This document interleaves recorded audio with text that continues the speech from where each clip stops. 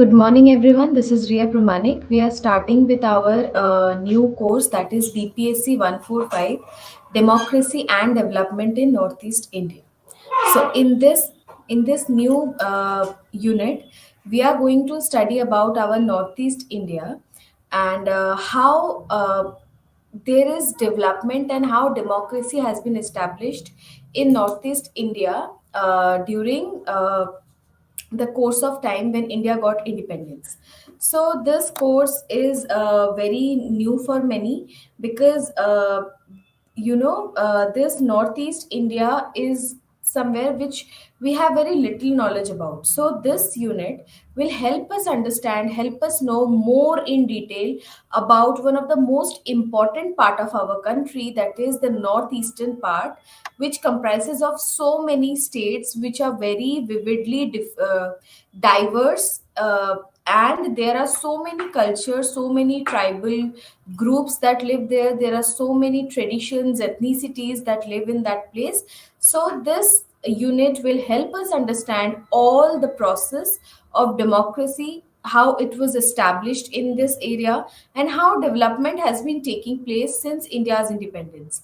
So this unit, this subject or this paper, in the sense BPSC 145, is going to be a very interesting subject, and we are starting with our first chapter in this class. So you can see here a map which this is the northeastern map, where you can find that there are so many states of India, starting with Arunachal Pradesh, whose capital is Itanagar. Then is Nagaland, Kohima is the capital. Manipur's capital is Imphal. Mizoram's capital is Aizawl. Tripura's capital is Agartala, and Meghalaya's capital is Shillong. Assam has its capital as Dishpur, and Sikkim is a state whose capital is Gangtok. So all these states together comprises the northeastern part of our country, and this is very important to know the capitals of these areas. So this map will help you understand and help you learn the capitals of these states. So this area is one of the most important because all these states has so many neighboring countries which they are bordering with. So here we can see that all these states, they cover, many of them covers their boundaries. They share their territories, share their borders with Bangladesh, Myanmar, China, Nepal. So we can see that this place is very important strategically, also geographically also. So this is an very important chapter. So to introduce the course, so we can say that Northeast India is an important region in India. So it consists of 8 states. So what are these 8 states? We have seen in our previous map, in the previous slide. What are these 8 states? So basically, it is Assam, Arunachal Pradesh, Nagaland, Manipur, Mizoram, Tripura, Meghalaya, and Sikkim. So it is very important to understand that all these states didn't established on the same date; they came with time. So these areas are very very important because we can see uprisings, we can see civil, things that comes up with time in these areas. There were many movements also which starts with this area. So all these states are important in their own sense. So due to the geographical location, historical background, and ethnic composition, these states stand out among other states of India. So all these 8 states are very very vividly diverse. In you can say there are so many ethnicities, so many tribal populations, so many cultures, so many languages. So this area is so vivid, so diverse, that we will be learning about all these in our next classes also. So, the shape of Northeast India evolved historically from the colonial period to the reorganization of the Assam state and the formation of different states. So, we will be learning about how these states came into being with due course of time. Now we will be starting with our unit 1, that is making of the region. How this region is being formed, how it is made, and how all these states came into being. So, the states of this region share international borders with neighboring countries such as Bangladesh, Myanmar, China, Bhutan, and Nepal. We have discussed in this our map slide where we talked about the borders that all these states share with. So it is very popularly known, or the seven states, they are very popularly known as seven sisters. So what are these seven sisters? So it is Assam, Arunachal Pradesh. Please note it down because it's very important to know all the names of the state and their capitals as well. So because this entire paper is revolved around all these states, so these are the basic details that every student should know about. So, which are the states which comprises of these seven sisters? Those Assam, Arunachal Pradesh, Nagaland, Manipur, Mizoram, Tripura, Meghalaya are connected to the rest of India. So all these states are connected to the rest of India, and they also share international borders with one, two, three, four, five countries. So it is through Shiliguri, West Bengal, which is known as Chicken Neck. So how these northeastern states are being connected with the rest of India? It is through Shiliguri, that situated in West Bengal, and that stretch is known as Chicken Neck. This question always comes in entrance exams and many competitive exams, so please note it down that the stretch which connects the northeast part and the rest of India is known as Chicken Neck because it looks like a chicken neck. So, the extant identity of Northeast India as a region has evolved over the years following the Treaty of Yandabo in 1826 between the British and the Burmese. So, who are Burmese? So, basically, Myanmar was earlier known as Burma. The earlier name of Myanmar was Burma. So, that is why the people who inhabit in that place they are known as Burmese. So, this Northeast India as a region, it evolved due to the signing of a treaty between the Britishers and the Burmese, and the treaty was known as Treaty of Yandabo, and it was signed in the year 1826. So there were attempts to make administrative changes in the region by the British administration at different points of time over the years. So because of the British colonialism, there were many times that British wanted to, undertake many administrative changes in that places. And in the year 1874, Assam became a separate province under the control of a commission. So Assam became a separate province, and in 1905, Assam was annexed with East Bengal following Bengal's partition. So this is how Assam came into being. In the year 1919, Assam was brought under the rule of the governor according to the Government of India Act 1990. So this is very important question also because it talks about how Assam was Assam was brought under the control of the governor, and it was due to through the Government of India Act 1990. So it remained so until 1935 under the governor's rule according to the Government of India Act 1935. Northeast India has hills and plains. So if we talk about the geography of the area, Northeast India has hills and plains. So it is also said that Northeast India is geographically very beautiful area because there are so many hills, there are so many waterfalls, there are so many plain areas as well. So this Northeast India is consist of communities and regions which have had different languages, level of economic development and educational attainment. So because there are so many states, 8 states in total, along with seven sisters, the seven states, and then the other, it is known as the brother of these seven sisters is Sikkim, popularly known as. So all these states are so diverse that they have different languages, they have their economic development is also different from each other, and also the level of educational attainment among all these states also varies. So the Government of India Act 1935 designated some areas as excluded, and some as partially excluded. So there are so many areas in Northeast that are considered to be excluded and partially excluded according to the Government of India Act 1935. These areas had a majority of tribal population which has distinct cultural identities. So why they are being excluded? Because the regions which comes under this exclusion areas, those regions comprises of tribal populations whose culture are very distinct, their identity is very distinct, and to safeguard their identity and to give them their own space, those areas are considered to be excluded so that they cannot be, their culture, their traditions cannot be hampered with the advent of modernity. That is why those tribal groups did not want to get involved with modernity. They did not want to come forward and accept the modern ways of lives.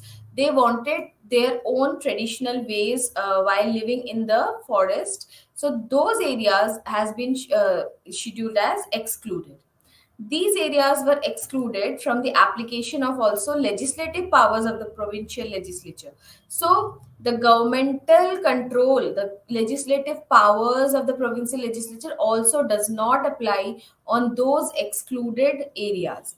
In these areas, those acts could be applicable which were modified by the governor as per his discretion. So, whatever rules and regulations can be applicable on those people living in those excluded areas, that will be notified by the governor only. Now, let's talk about the emergence of the Northeast as a region. When does this region comprisingly known as Northeast? So, as I already discussed, that all these states didn't, formed together on a same date. It was gradually it became a region. They became independent. Independent in the sense they uh, get the state autonomy very later, and this is how one by one these states came into being. So four states of the Northeast India emerged from the state of Assam. So Assam was comprising of Nagaland, Meghalaya, Arunachal Pradesh, and Mizoram. So these four states were carved out of Assam on different years. So starting with Nagaland, Nagaland was carved out from Assam in the year 1963.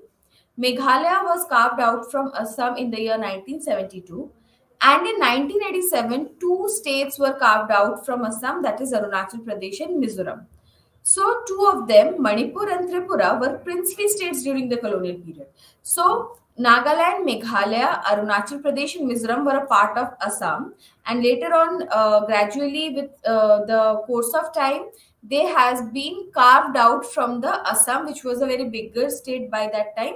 So, these areas were carved out. But those other two states that became independent, uh, because they were earlier a princely states, and those states were Manipur and Tripura. During the colonial period, Manipur and Tripura were princely states, they were kingdom. So that is why they can't be carved out from Assam, so they were separate from the beginning. Arunachal Pradesh had existed in the form of an administrative unit known as the Northeast Frontier Agency. So, Arunachal Pradesh was an area, it existed as a form of administrative unit that was earlier known as Northeast Frontier Agency, NEFA, NEFA. Sikkim was a country prior to joining India as a state in 1975. So, Sikkim joined in the year 1975. Earlier, it was a country, but later on, it joined hand with India and it became a state in India. Now, let's talk about individual states, and to know more about that, how these states came into being, how people were used to living in those states, how these states, came as a big name nowadays, because Northeast India is getting very much attention, because it's a very important part, as we already discussed that it shares border with eight, sorry, it shared borders with five international, countries, international border with countries. So this makes this area, this region very important. So let's start with Assam. Assam was made a separate province by the colonial authorities in the year 1874. So Assam existed and it was separated as a province by the colonial government in the year 1874. Why it was done? It was done how it was done. It was done following the transfer of colonial headquarters from Chirapunji to Shillong. So this is how their headquarters has been shifted from Chirapunji to Shillong. Until then, the region which became Assam was part of the Bengal Presidency. So later on, Bengal Presidency also has areas of Assam. The British transferred headquarters from Chirapunji because it was inconvenient as it recorded the highest rainfall. So we know that Chirapunji is a place which records the highest rainfall in the entire country. It's always raining in Chirapunji, so it was very difficult for the administrative staffs, the administrative works to be, taking place in a place where there is always rainfall. Mostly, like Chirapunji is the place where there is highest rainfall record. So you can imagine that it's very difficult to work in those environmental conditions. So that is why they transferred the administration headquarters from Chirapunji to Shillong, which is more without rainfall areas, are more convenient for the administration workers to work on. From 1826 onwards, large parts of Assam came under British rule. So in 1826, the Treaty of Yandabo was signed between the British and the Burmese, and the treaty was signed in a specific political context. So there was a specific political context in which the treaty was signed. So the Burmese were expanding into Ahom territories. Ahom is a distinct ethnic group, and finding it difficult to face the Burmese, the British intervened on the invitation of the Ahom king and defeated the Burmese. So Burmese wanted to expand their territories, and Ahom didn't wanted that. And Ahoms they took help from the Britishers because they invited Britishers to intervene in this matter, and Ahom king took the help of Britishers and together they defeated the Burmese. So it led to the signing of Yandabo Treaty. So this is how the Yandabo Treaty came into being, and this is how the Assam became part of British colonial area. From then onwards, different areas were annexed by the colonial rulers. So, what are those areas that has been annexed by these colonial rulers? So, these included the first is the Upper Assam under Purandhar Singha was annexed in the year 1832. Next is Matak country was annexed in the year 1842. Khasi state were annexed following Anglo-Khasi War, which was fought between 1829 to 33. Then comes the Garo Hills, which was annexed in the year 1873. So, following the formation of Assam, different areas, whether it is hills or plains, were included in the province of Assam. So, Assam comprises of both hills and plains. So, Assam, which was formed in the year 1874, consisted of hill areas and plain areas, Brahmaputra and Barak valleys. Brahmaputra is considered to be a very mighty river which flows in the northeast region. So, there is also Brahmaputra and Barak valleys. So, this shape of Assam continued until new states or union territories were made out of Assam at different points of time. So, Assam was total this much big, and later on, Nagaland, Meghalaya, Tripura, and Manipur they became states, and Arunachal Pradesh and Mizoram became union territories. Now let's talk about Manipur and Tripura. So Manipur share borders with Nagaland in the north, Assam in the west, southwest with Mizoram, and Myanmar in south and east. So it is covered with so many states and one international boundary. So Tripura, on the other hand, shares a border with Mizoram and Assam in the northeast and Bangladesh in the north, south, and west. So Tripura is covered from three sides with Bangladesh, whereas Manipur is covered in the south and east direction with Myanmar. So you can see that how these areas are important and why we are studying these areas, because it's so important for our foreign policy as well, because it shares border with many countries altogether. Manipur and Mizoram were native states during the colonial period. Following their accession to Indian Union, they became Category C states and according to Part C states. The central government administered the Category C states through governors or lieutenant governors, and following these, Manipur and Tripura were made union territories in the year 1956. The people in both Manipur and Tripura met the members of SRC during its visit and demanded statehood. They wanted a different state.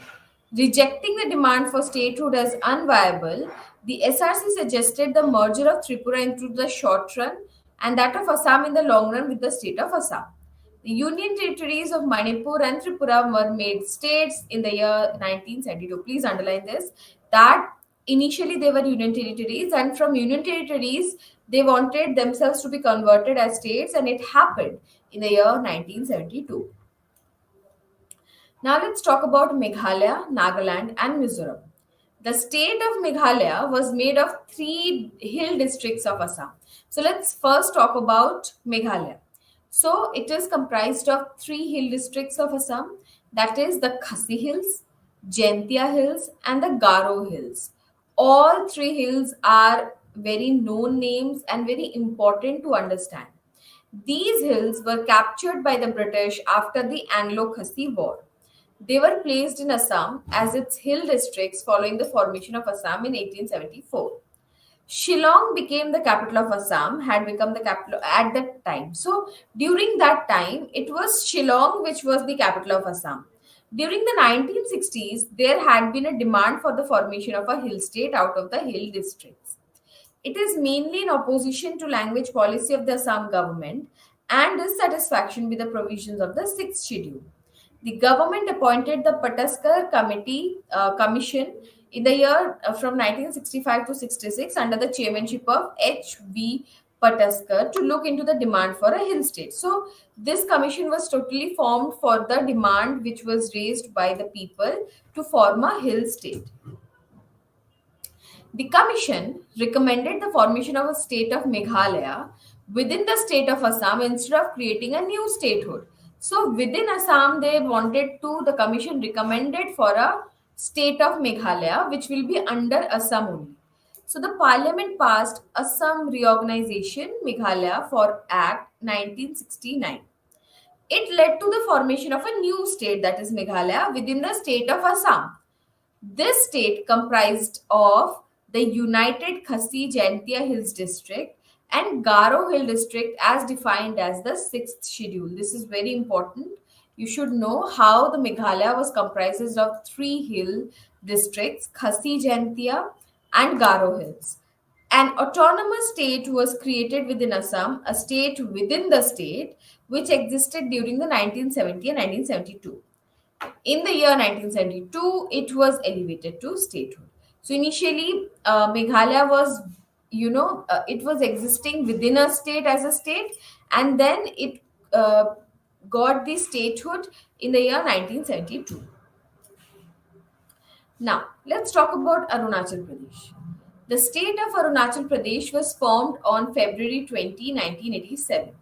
The formation of Arunachal Pradesh can be traced to the process of the formation of administrative boundaries that began in the second decade of the 20th century.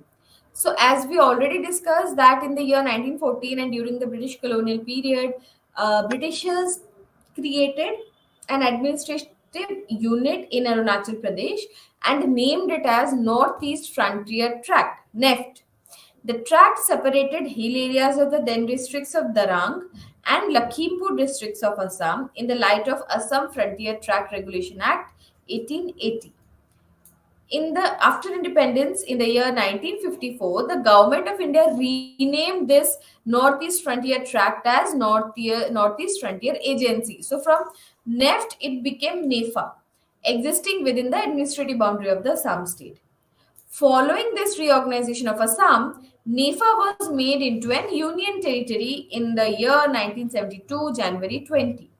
The Union Territory of Arunachal Pradesh was converted into a state with the same name on February 20, 1987. So initially it became a Union Territory in the year 1972, and then in the year 1987 it became a separate state.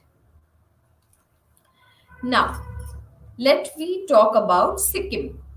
Sikkim joined Indian territory as its 22nd state in the year 1975.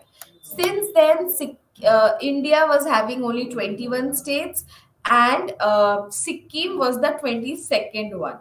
It joined in the year 1975. Please do remember this year because it is a very hot question which often come in competitive exams and in entrance exams.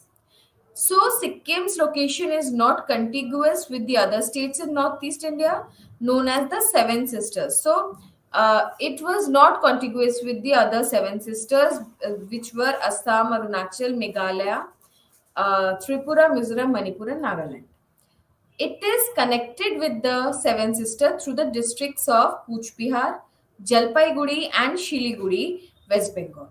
So, Sikkim is connected with the Seven Sisters of the Northeast region with districts, many districts of West Bengal in between. And what are those districts of West Bengal which connect Sikkim, and in between there is West Bengal and then the Seven Sisters? So it is the districts of Cooch Behar, Jalpaiguri, and Shiliguri. These are the districts which connect Sikkim and other northeastern states. In 2002, Sikkim became the eighth member of the Northeastern Council, adding to the list of seven states which were already its members. So, Sikkim, because it joined later, it was not in the Northeastern Council. Later, it joined as a eighth member because already Seven Sisters was the members of the Northeastern Council. Sikkim became the eighth one in the year 2002. With its inclusion in the Northeastern Council, Sikkim has become known as one of the states in the Northeast India region. So we started counting Sikkim as a different, Northeastern state along with all the seven which were already a part of this Northeastern Council. Prior to its merger with the Indian Union in 1975, Sikkim was a country that enjoyed the status of a protectorate of India. So this is very important question which can come in exam. Is it can become like, please tell me a country which joined India. So it is Sikkim. Sikkim was a separate state, sorry, separate country which joined India in the year 1975. Earlier, that country was enjoying the status of a protectorate of India. So later on, it joined as a state. So it is according to the Indo-Sikkim Treaty signed in the year 1950 between the Government of India and the monarch of Sikkim. Sikkim was a country where there was monarchy which was prevalent. So the Government of India and the monarch of the Sikkim signed the Indo-Sikkim Treaty in the year 1950. The merger of Sikkim and India was followed by political unrest there. So there were many people who didn't wanted Sikkim to be joined in India. So there was a political unrest in the state. In 1973, opposition parties and leaders launched an agitation demanding political reforms, including abdication by the monarch. In the final sequence of political developments, the monarch held a referendum in Sikkim, then a country on the question of the abolition of the monarchy. More than 97% of persons voted for the abolition of monarchy. This is something very important because 97% of the population, they didn't wanted monarchy to be existed in Sikkim. That is why this entire episode resulted in the merger of Sikkim with India as one of its state because nobody wanted the monarch to continue in their country. With this, we end up with our unit 1. Now we will be continuing with Unit 2, that is socio-cultural and ethnic profile of the region. This is very important because we will be learning about so many tribes, so many different ethnicities that exist in this northeastern part of India. So there are so many things that we need to know about our country. This entire paper is an attempt to let us know what is there in our country, because we are very little aware about the northeastern part. So this is a way through which we will be learning, through which we will be knowing our very important part of a country in detail. So let's start with Unit 2, which is about socio-cultural and ethnic profile of the region. Starting with the introduction, several ethnic groups inhabit every state in Northeast India. These groups are formed based on the social and cultural features of communities. So, because there were so many states, there were so many cultures, the diversity is very vast there. There are three types of ethnic groups in the states of Northeast India. So, what are these three types of ethnic groups? The first one is the indigenous tribes, second is non tribal local communities, and third one is the non tribal migrants. So, these three ethnic groups comprises the Northeast India in the region is endowed with natural resources, which are also ingredients of cultural profiles of tribal groups. So, this, as I already told you, geographically, Northeast India is very, very, resourceful, and there are so many natural resources that you can find in that place. The ethnic groups follow different religions, speak dialects or languages, and celebrate different festivals. This is what India is all about: diversity, unity in diversity, we can say. And this northeastern part is very diverse because they have so many different things, so many different cultures, tribal groups, which make it very interesting to understand. Although each state in the Northeast has a substantial population of specific ethnic groups, these groups also exist in the neighboring states. So, this unit, which we are going to study, will deals with the socio-cultural and ethnic profiles of the state in Northeast India. Now, let's talk about the ethnic groups in Northeast India. To understand the areas, to understand a state, we need to know who the people who are residing in those areas, how they are different, what are their identities. So it is very important for us to know about them. So we are starting with knowing Arunachal Pradesh in detail. Arunachal Pradesh is inhabited by the world's largest variety of ethnic tribal groups and subgroups. This is something which we were not aware of before studying this, and that is why this unit or this entire course is important, as I'm repeatedly saying. So in India, we say that there is a place in India, Arunachal Pradesh, which is inhabited by the world's largest variety of ethnic tribal groups and subgroups. It has 26 major tribes with more than 100 minor tribes. This number is not, a very small number. An entire state having 26 different major tribes. And as we studied in our previous slide, that the ethnic groups are three different identities. First is tribal, non-tribal, and non-tribal migrants. So see, in tribal group only we can find 26 major tribes. So this is very interesting to understand. Then each tribe speaks their own language or dialect. So that means 26 major tribes are speaking 26 different languages, and further 100 minor tribes are speaking their own dialect. So just imagine how diverse is Arunachal Pradesh in itself is. So there are other seven states altogether. Arunachal is itself such a diverse state. The language spoken by the tribes are named after them. So each tribes has their own specific name, and the language they are speaking is comes from that name only. The principal tribes of the state are, so it is very important to know what are the principal tribes which inhabits in Arunachal Pradesh. So these principal tribes are Adis, Naishi, Apatani, Tagin, Mismi, Khamti, Noite, Wancho, Tangsha, Singpo, Monpa, Aka, etc. So these are the principal tribes which inhabits in Arunachal Pradesh. So crafts such as weaving, pottery, smithy work, and basketry symbolizes the rich tradition of Arunachal Pradesh. And to give motivation to all these tribal handicrafts and their, their merit of doing something which is very distinct in nature, the government of India also organizes many ways through which they can showcase their talent. They can showcase their products. Just a second.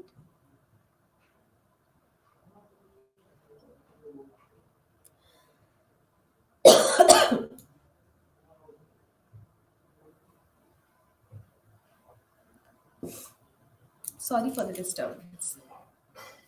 Ethnic tribes such as Khamtis, Munpas, Khambas, and Membas have their own script. So they have their own script. They have their own, way of writing their own language. The tribes of Arunachal Pradesh follow a tradition of collecting folk songs, tales, and lore. Folklore basically. So the tribes, they have their own tradition where they collect their folk songs, tales, and folklores. Just imagine that there are so many languages. That means there are so many folk songs in different languages. There are so many different tales, and there are so many folklores that exist in only Arunachal Pradesh. Just imagine about all other states. So this is how our India is all about. So many people living together in a country. According to the 2011 census, there are 29.04% of Hindus, 30.26% of Christians, and 1.9% of Muslims living in Arunachal Pradesh. Those tribal who are categorized as Hindus by the census are actually followers of their tribal religion. So, all these tribes have their own religion and they follow their own tribal religion only. As we learned about that a principal tribe is known as the Adis, we will be talking about that. So, Adis constitute one of the major tribes of Arunachal Pradesh. They inhabit largely lower part of the lower Dibang Valley district. So each tribe has their own areas, own region where they are located, and the Adis are the tribal group which locates themselves in the lower part of lower Dibang Valley district, especially Roing and Dambuk areas of Arunachal Pradesh. And along with this area, they are also can be found in East, West, and Upper Siang district of the state. Indigenous groups such as Padams, Milangs, Komkars, Myongs, and Pasis call themselves Adi, meaning hill people. So, what does this term Adi means? Here, according to Arunachal Pradesh people or this tribe, they mean Adi with hill people. So Adis are basically dependent on agriculture. So what are the profession that they are following? This tribal group is basically depends on the agriculture, and they also do fishing, hunting, and also they carried out to supplement food. Adi practices animism. That means worshipping nature, deity, and spirit. So they are not following any Hinduism, Christianity, or and all. They are following animism, which is worshipping the nature, the deity, and the spirit. In order to protect and preserve indigenous beliefs and practices, the Adis revived their ancient religion called Doni Polo and launched a movement for its revival in 1968. So, according to Adis, they wanted to have their ancient religion to be backed, and for that, they started a movement for its revival. The religion's name is Doni Polo, and it was happened. That movement happened in the year 1968. Folk dances are performed as part of important rituals during festivals and other occasions in Adi society. So folk dance is very important for Adi society. Another major tribe is the Nishi. Earlier, the Nishis were known as Dafla. So their pronunciation is might be different because in their dialect they the northeastern people, or basically the Arunachal Pradesh population, they might be using a different way to say these names, which might be different from what we are going to know and pronounce. So earlier, the Nishi were known as Dafla. They have their own culture and tradition. Forest and Mithun, sacred animal, are an inherent part of their cultural and economic life. Nyokam Yolo is a festival celebrated by the Nishi tribe. This is very important to know that Nyokam Yolo is a festival which is being celebrated by the Nishi tribe of Arunachal Pradesh. They celebrate this festival to worship goddess Nyokam, to protect the crops from the insects and animals, and save human beings from misfortune. So you can see that the lives of these major tribal groups are, they are revolving around the environment. How it is important for them to protect their crops from the insect and the animals so that they can sustain themselves. So that is how they worship those goddesses who can save their products, agricultural products, and they celebrate it as a festival also because they wanted the blessings of goddess Nyokam so that she can protect their agricultural products. Next come the Tai Khamtis. Tai Khamtis inhabited in the districts of Namsai of Arunachal Pradesh. They follow Hinayana Buddhism. So we can see that Arunachal Pradesh also has a very good Buddhist population, and these Tai Khamtis follow Hinayana Buddhism. The Tai Khamtis are the only tribe in the state known to have their own script called Tai script. So they have their own script known as Tai script. Their main occupation is agriculture. The Khamti dance is also one of the important symbols of the Tai Khamtis. So there is a different way of dancing for this tribal group. The Khamti dance is a mixture of both dance and drama. It reflects the rich culture of the Buddhists and other different stories of moral values. Another popular dance from form of Khamti is a cockfight dance. This is very interesting to know about. Now, let's talk about the ethnic groups in Northeast India, specifically Assam. Assam consists of diverse ethnic communities, tribals, non-tribals, Assamese, and Bengalis. So Assam is a place where is so many ethnicities that are living together. The tribal groups are plain tribes, hill tribes, and tea tribes. These are the three types of tribal groups that exist in Assam: hill tribes, plain tribes, and the tea tribes. The plain tribes of Assam are Burmans, Bodos, Bodo Kacharis, Deori, Hojai, Sonowal, Kacharis, Lalung, Mech, Miri, Rabha, Dimasa, Hajong, Singpho, Khamti, and Garo. These all the names that we have read today in this part are the plain tribes of Assam. Boros are the largest among the plain tribes. Bodos or Boros is a generic term used for some tribes who prefer to be known by their individual identity.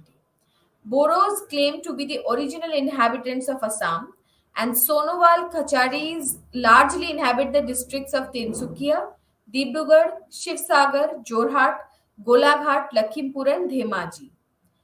Missings are other ethnic tribes of Assam that are mostly concentrated in Dhemaji area, Lakhimpur area, Shivsagar, Jorhat, and Sonitpur area. The principal hill tribes of Assam are Karbis and Dimasa, who inhabit the Karbi Anglong and Dima Hasao districts of Assam. It is very tough to know all these names because that is very new for you all. But after reading again and again, you will be accustomed with these terms and you will not find any difficulty pronouncing it. Tea tribes. Earlier we learned about the plain tribes and hill tribes. Now we are talking about tea tribes of Assam, who are known as Adivasis. So basically, tea tribes are known as Adivasis in Assam. They are the descendants of indentured laborers who migrated to work in a tea plantation during the colonial period. So during colonial period for tea plantation, colonial rulers used to take laborers from one place to another, and then they just go and bring them in Assam for tea cultivation. They migrated largely from Chota Nagpur, contemporary Bihar, Jharkhand, Chhattisgarh, Orissa, West Bengal, and Uttar Pradesh areas. Most of the tea tribes belong to Munda, Orao, and Santhal tribes. They largely inhabit the districts of Sonitpur, Darang, Nagaon, Jorhat, Golaghat, Dibrugarh, Kachar, Hailakandi, Karimganj, and Tinsukia areas. In Assam, the tea tribes are not scheduled tribes. This is very important. Please underline this. Please note it down that in Assam, the tea tribes are not scheduled tribes because they are not the original inhabitants or indigenous to Assam. As we learned that these tea tribes are people who came from different parts of India to work in the tea gardens, and that is the reason why these tea tribes are not considered to be scheduled tribes because they are not the original inhabitants. But they are classified as the OBCs in the central list. In the year 1890s, Assamias came to be alluded as the ethnic Assamese. Assamia term is used. The largest population of Bengalis inhabits the districts of Barak Valley. So Assam comprises of so many ethnic groups including Bengalis, and these Bengalis inhabit in the districts of Barak Valley, mostly the largest population. Besides, Assam has non-tribal descendants of migrants such as Marwadis, Biharis, Punjabi Sikhs, Nepalis, and so on. So there are other non-tribal groups as well which resides in Assam. Let's talk about Meghalaya. There are broadly two kinds of ethnic groups in Meghalaya: the indigenous tribes and the non tribals. These are the two categories of people, ethnic groups that are living in Meghalaya. There are three main tribes in Meghalaya. What are the three main tribes? This is very important: the Khasis, the Garos, and the Jaintias. Jaintias are also known as Pnats. The Khasis, along with the Pnats, form a group named Khasi Pnat. The population of the three tribes of Meghalaya is concentrated in the Khasi Hills, Garo Hills, and Jaintia Hills. We discussed about this in our previous slides as well. The other tribals who live in Meghalaya are Hajong, Rabha, Bodos, and others. The non-tribals are descendants of those migrants that came to the area prior to the independence or following the partition, besides those who are migrants to the state after independence due to occupation, employment, and business purposes. Later, consist of Bengalis, Marwadis, South Indians, Biharis, Nepalis, and Sikhs in Shillong. So this area is comprised of all the diverse population from across the country. The non-tribals largely inhabit cities such as Shillong, although they are found in other areas of the state too. The common trait that binds all living in a patrilineal society where the family lineage continues from the father's side. The name of father is very important in a patrilineal system. But in Meghalaya, all these three tribal communities are have a common thing in between them, and that is all these three tribal groups follow the matrilineal system where the family lineage is taken from the mother's side. All three tribes of Meghalaya follow the matrilineal system. Besides, there are Muslim Khasis too. The traditional Khasi religion is known as Niyam. However, most of the Khasi, Jaintias, and Garos profess Christianity, to which they were converted during the colonial period. So during colonial period, there were many, conversion that happened in religion, and these Khasis, Jaintias, and Garos, which usually followed Niam, they converted themselves into Christianity. Meghalaya is the only matrilineal society in the northeastern region. This is very, very important to note down that in the entire northeast India and even in the entire country, It is only Meghalaya where the matrilineal society exists. In this system, in matrilineal system, the lineage of the family is traced through the mother of the child. Younger daughter Khadu is the custodian of family property and inheritor of family property. This is also very different from what we used to see. It is the younger daughter who became the custodian of the family property and inheritor of the family property in the matrilineal system in Meghalaya. The child bears the title of the mother, and the husband moves to the wife's parental residence after marriage. So it is not like that in the other parts of the country where it is the women who leave their parents and go to their husband's house to stay after marriage. In a matrilineal society, it is entirely the opposite. It is the husband who comes with the women to stay with the women's family. So this is the difference between the matrilineal and patrilineal society. And also the surname that a child bears in a matrilineal society, it is that of their mothers. Women have no political representation in traditional political institutions, and their representation in the legislative assembly or parliament are also negligible. Now let's talk about Manipur. The major ethnic group in Manipur are Meiteis, who live in the plains, while the hills are inhabited by tribes such as Nagas, Kukis, and Chins. So Meitei Bangals or the Meitei Muslims are an important component of the population.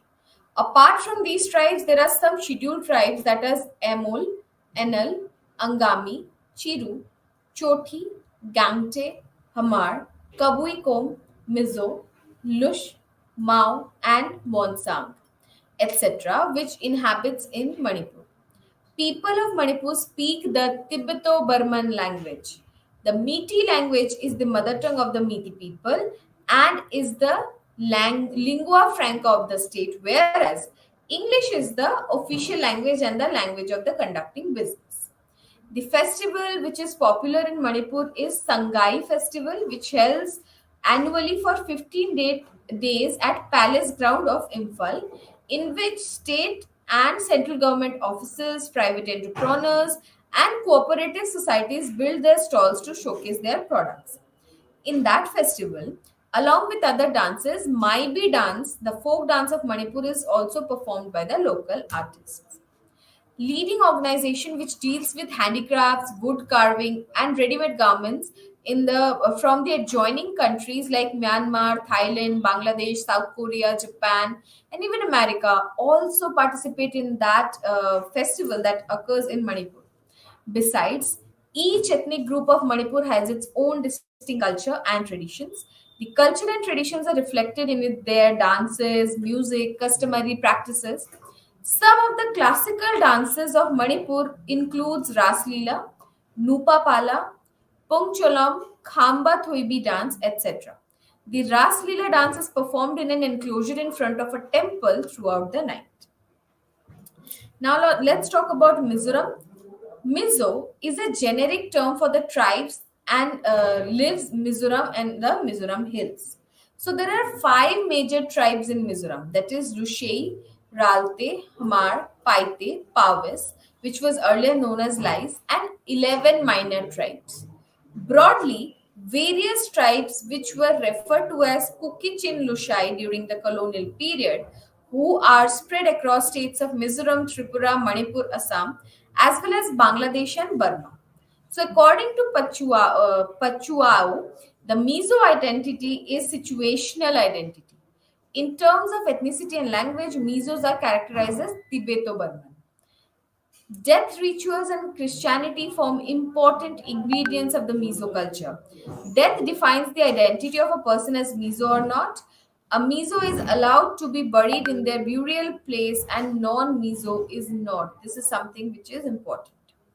Bamboo cultivation, though related to the economy, is also important part of Mizo food culture. Bamboo is a food supplement for Mizos.